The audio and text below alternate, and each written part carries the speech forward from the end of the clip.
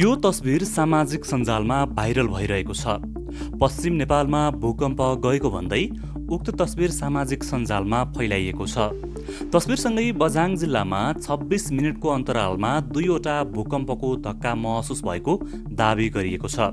पश्चिम नेपालमा आज 26 मिनेटको अन्तरालमा 2वटा भूकम्पको धक्का महसुस। बझाङको तलकोटमा 2:40 5.3 म्याग्निच्युड, 3:06 बझाङकै जयपुर आसपास केन्द्रबिन्दु भएर 6.3 म्याग्निच्युड। विभिन्न सामाजिक सञ्जाल र टिकटक आइडीहरूमा पोस्ट गरिएको भिडियोमा आधुनिक भवनहरू तहस नहस भएको दृश्य जोडिएको देखिन्छ।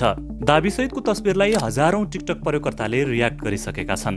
सयौं प्रयोगकर्ताले प्रतिक्रिया दिएको उक्त सामग्रीलाई सयौं पटक सेयर भइसकेको देखिन्छ।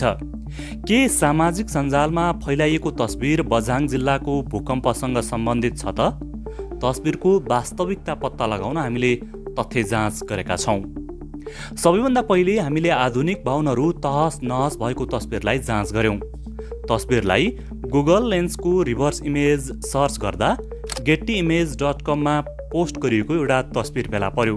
फेला परेको तस्बिर र दाबीसहितको सामग्रीमा जोडिएको तस्बिरमा समानता देख्न सकिन्छ। तर जाँचका क्रममा फेला परेको तस्बिर नेपालसँग सम्बन्धित भएको देखिएन। उक्त तस्बिर टर्कीको हाताय प्रान्तको हो। 12 फेब्रुअरी 2023 मा टर्कीमा विनाशकारी भूकम्प गएको थियो। भूकम्पका कारण टर्कीमा ठूलो जनधनको क्षति भएको थियो। गेट्टी इमेजको वेबसाइटमा दिएको विवरण अनुसार आधुनिक भवनहरू तहस नहस भएको दृश्य देखिने उक्त तस्बिर सेमल युटोसले खिचेका हुन्। सोही तस्बिरलाई नेपालसँग जोड्दै सामाजिक सञ्जालमा फैलाइएको पाइयो। अर्कोतर्फ बझाङ जिल्लामा केन्द्रबिन्दु भएर 26 मिनेटको अन्तरालमा 2वटा भूकम्प गएको दावीलाई पनि प्रमाणित गर्ने कुनै तथ्य फेला परेन। राष्ट्रिय भूकम्प मापन तथा अनुसन्धान केन्द्रको वेबसाइटमा नेपालमा केन्द्रबिन्दु भएका भूकम्पहरूको विवरण राखिएको छ।